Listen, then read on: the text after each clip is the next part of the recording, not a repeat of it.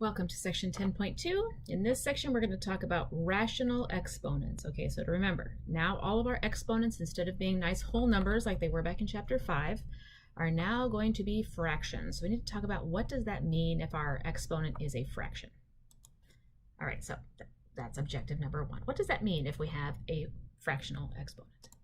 Okay, so if you have, and you can just kind of ignore all this blibbity blob. This is really the important thing right here. Okay, if you have a exponent that is 1 over a number, okay, that n right there is telling you the index of your root. Okay, so if you have a to the 1/3 power, that is the same as the cube root of a. Okay, so this denominator right here in your fraction is telling you the root. What is the index of your root? All right, and then again, remember, we want all of those to be positives, right? So we know what negative exponents do. We'll talk about those later, but for now we're just going to keep it positive and see what happens. All right, so this is where it's going to be really important that you read the directions, because they are going to go back and forth between using radical notation and using exponential notation like we did back in chapter 5. So you're going to have to bounce back and forth, so make sure you read those directions. All right, first question. Use radical notation to rewrite each expression. Simplify if possible. So first we're going to rewrite it. Okay, this is a 1/4 power, which means we are looking for the 4th root. Okay, so we're looking for the 4th root of 81. So I need to ask myself, is 81 a perfect 4th? Okay, so it may take you a little time on your calculator. Do 2 raised to the 4th power, see what you get. That's only 16. Say 3 raised to the 4th power, and it turns out that's 81. Okay, so 81 is a perfect 4th. That is 3 raised to the 4th power. So again, your root, your index, and your power will undo each other, and I am left with my base, which is 3. All right, 64 to the 1/3 power. Again, 1/3 power, this means we're looking at cube roots. So it's the cube root of 64. Okay, so is 64 a perfect cube? And everybody should know that's on your list, right? That was on your list of perfect cubes. That is 4 to the 3rd power. Oh, whoops, and then I wrote a 4th root. Sorry, that should be a 3. All right, so notice I have my 3rd root and my 3rd power, and those will undo each other, and I am left with a base of 4. All right, x to the 1/4. Okay, this tells me it's a 4th root, and I am taking the 4th root of x. Now, nothing I can do with x. X is just to the 1st power, so I just leave my answer just like that. I cannot simplify that expression.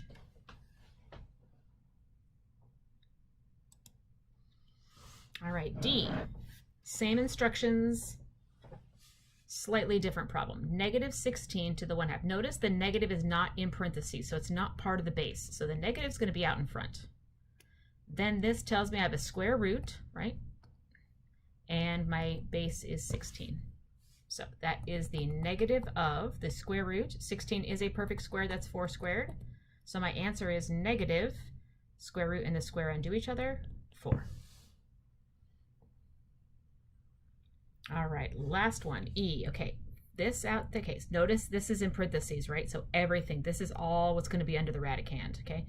And this tells me it's the 5th root. So we're going to do the 5th root of 32x to the 10th. All right, so we have to look at both of those, just like we were back in section 1. Is 32x to the 10th a perfect 5th? And it is. 32, we saw that back in section 1, that is 2 to the 5th power. And then this would be x squared, right? 2 times 5 would give me that 10th power. So the 5th root and the 5th power undo each other, and I am left with 2x squared. And remember, we don't have to worry about absolute values or anything because this is an odd index.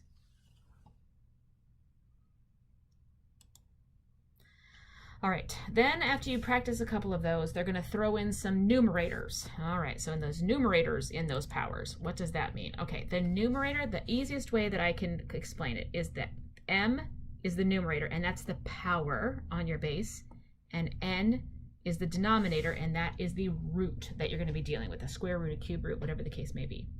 Now, there are 2 ways you can do this if you have a fractional exponent, okay? You can look at the power first and then take the root, whatever it is, or you can take the root first and then take it to a power. It just kind of depends what the number is and what root you're dealing with, because sometimes it's going to be easier to take a root first and then raise it to a power, and then other times it's not. Sometimes it's going to be easier to raise it to the power first and then take the root. So I'm going to show you examples of where you could do it either way. I just try to do them in my head. I don't try to use my calculator unless I absolutely have to. So I always look for the easiest way that I could do this without my calculator. And just so you know, disclaimer, it's usually going to be taking the root first. Okay, just so you know. Usually it's easier to take the root first and then raise it to a power. All right, so let's start with 4 to the 3/2 power. Okay, so it says write the radical notation. Okay, use radical notation to rewrite each and then simplify it. Okay, so 4 is my base, okay? I am taking the square root, so square root, and then I'm gonna raise all of that to the 3rd power. Now, if you want to, you could take the square root of 4 raised to the 3rd power. Both of those are correct, and you will get the same answer, okay, because they mean the same thing. I just want to do the square root first because I know what the square root of 4 is. That's 2, and I know 2 cubed is 8. Now, if you want to cube it first, that's fine. You're just going to get big numbers, and I kind of get scared when there's bigger numbers, so I try to keep them on the small side. So this would be the square root of 4 cubed is on my list of perfect cubes. That was 64, and I know the square root of 64 is 8. So notice, either way you do it, you're still going to get an answer of 8. They're both correct. I just think it was easier to take the square root first because that made the number smaller, and then to cube it, versus cubing it first, which could make the number very large. All right, same thing on B, but this one we've got a negative in front. So again, the negative is going to stay out in front, and you have to choose. Do you want to take 88 to the 4th power, which is going to give me a humongous number? I definitely can't do that in my head. Or do I want to take the cube root of 8? I'm definitely going with the cube root of 8 first. So I'm going to do the cube root of 8 first, and then I'm going to take that to the 4th power. And again, that negative should still be on the outside because it is not part of your base. All right, so the cube root of 8 is 2, so this is the negative of 2 to the 4th power. And 2 to the 4th power is, put that in your calculator, that's 16. So the answer is negative 16.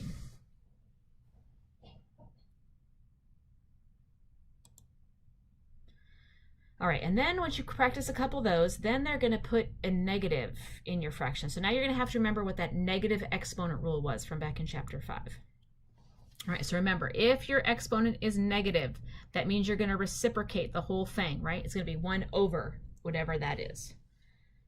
So be really prepared for all of those. You may need to go back to chapter 5 and review those exponent rules. So don't be afraid to do that. Go back to your chapter 5 review and review all those exponent rules that we talked about back in chapter 5. All right, so let's talk about what the work's going to look like. All right, so we have a negative power. So that's the first thing I'm going to get rid of. I know this is 1 over 64 to the 2/3 power. All right, so first of all, do I want to square 64? That would give me a humongous number. But do I want to take the cube root? Definitely, I think taking the cube root makes more sense.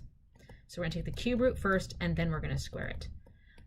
That was on my list of perfect cubes, right? 64 is a perfect cube. That is 4. And 4 squared is 16. So there's your answer, 1 over 16. So notice we just did the same thing we were doing before, but just everything was in the denominator now. All right, B. Okay, so negative, so it definitely means our answer is going to be negative, and that negative exponent means we're going to reciprocate, so 1 over 16 to the 5/4 power. All right, I definitely don't want to take 16 to the 5th power. That's going to be way too big. And my brain just can't handle that kind of work. So I'm going to do the 4th root of 16 first, and then I'm going to raise that to the 5th power. All right, so the 4th root of 16, is there a number raised to the 4th power that will give me 16? And that is 2. So this is 2 to the 5th power. And I can put that in my calculator, and that is 32. So there's my answer, negative 1 over 32. Makes sense because the original problem was negative, so my expression at the end should also be negative.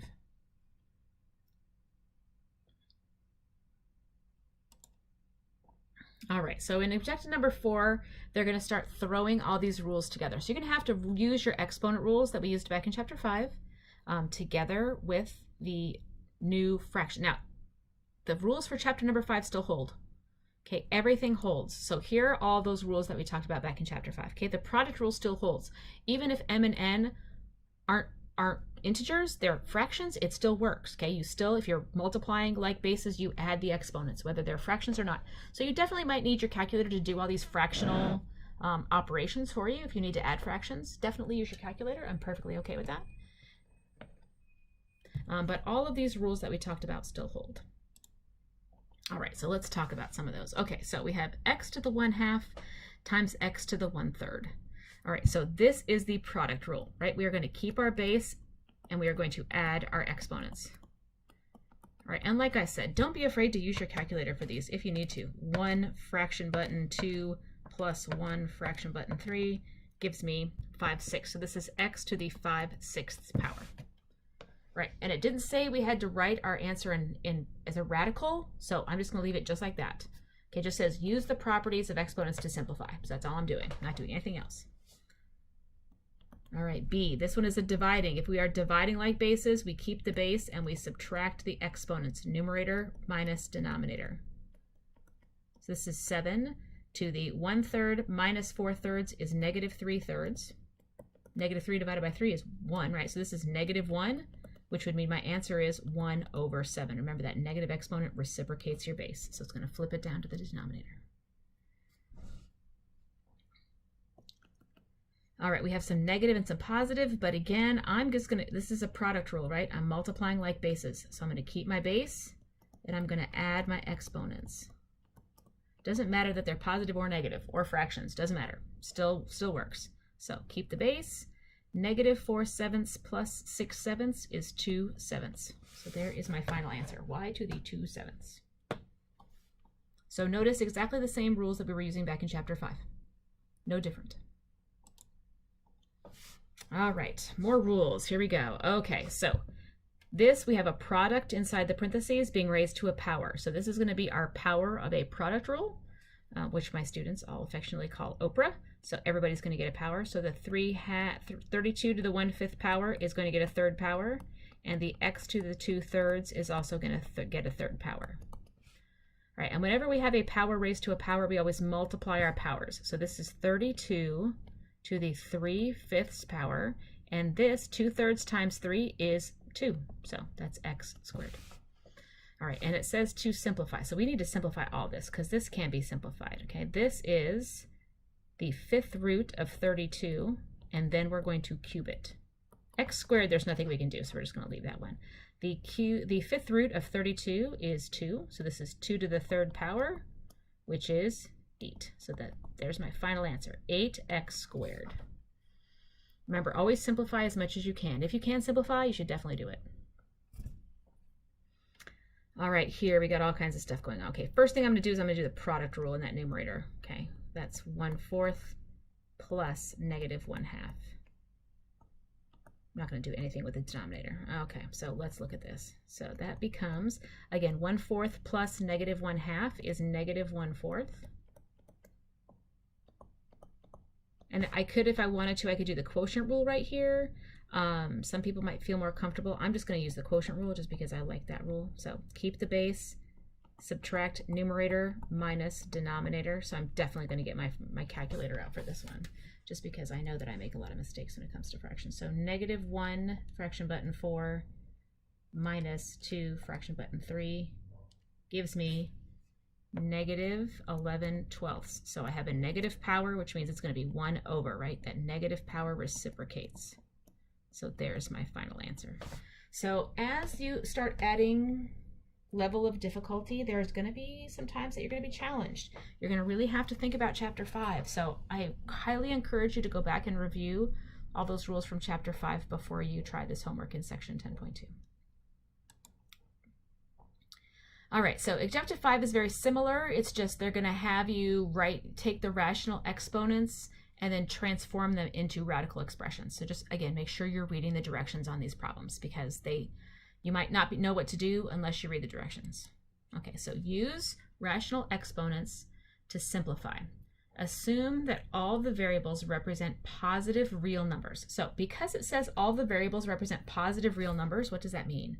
It means that we don't have to worry about absolute values, which I'm so happy about because then I don't have to worry about if I have to have absolute values in my answer or not. So because we're saying that they're always going to represent positive real value, we don't even have to worry about that. So, okay, use rational exponents. So first of all, it's in radical notation. We are going to change it into rational exponents. So remember, power is here, and then here is my root. So that means this is x to the 4/8, right?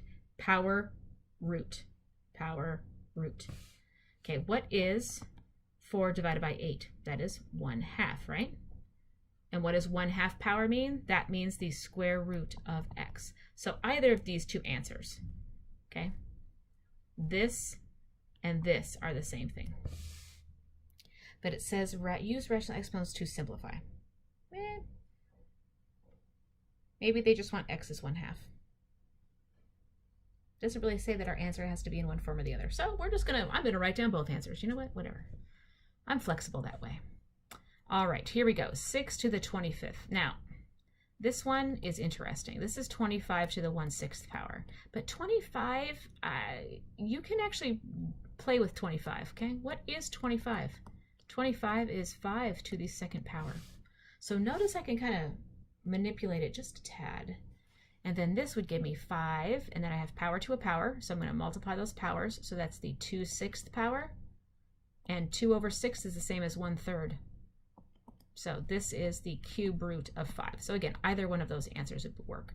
That is 5 to the 1/3 power, or the cube root of 5. So if they wanted me to write the answer in radical notation, it'd be the cube root of 5. If they wanted it in exponents notation, exponential notation, that would be 5 to the 1/3 power. But they are the same answer.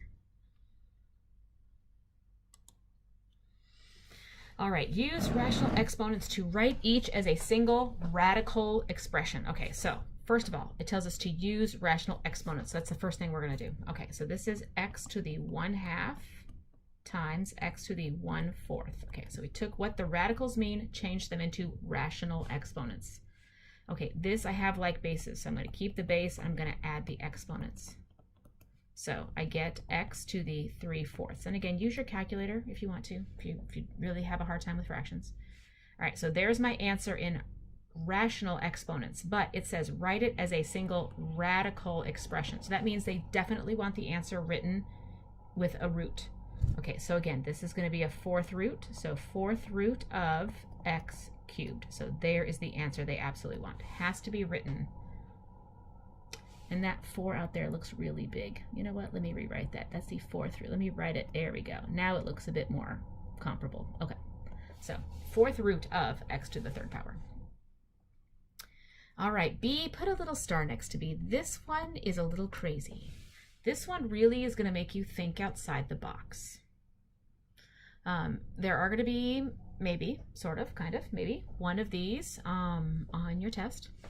Maybe, possibly. So make sure that you practice these when you get to them in the homework. Okay, so first thing we're going to do, again, we're going to change these. So this is 5 to the 1/3 power times 2 to the 1/2 power. Now, notice our bases are both prime numbers, and they're not the same thing. So we can't do what we did in problem A, right? Because they don't have the same base. So what we might need to do is play with the exponents a little bit. So if you look at 1/3 and 1/2, do the 1/3 and 1/2 have a least common denominator? And that is 6th, right? So we can write them both with denominators of 6ths. 1/3 is the same as 2/6, and 1/2 is the same as 3/6. So now notice both of these have a 1/6 power. So there is going to be a 6th root on this whole thing. So you know what I'm going to do? I'm going to take out that 6th root right now. Okay, so I'm going to take out that 1/6 power. And if I do that, that leaves me with 5 squared times 2 cubed, because I took out the roots, right, on both. Kept the powers on the bases, took out the roots. So 5 squared times 2 cubed, that's going to be a big number, right? That's going to be 25 times 8. And 25 times 8 is 200. So this is 200 to the 1/6 power, which is the 6th root of 200. Remember, they said to write your answer as a radical. So that one really kind of challenging, because if our bases don't have anything in common, then we are forced to look at the exponents. So you may have to do some really interesting manipulations on a couple of these. Now, I would consider that a really challenging problem myself. All right, so that is the end of section 2. So go practice that, and I will see you back for section 3.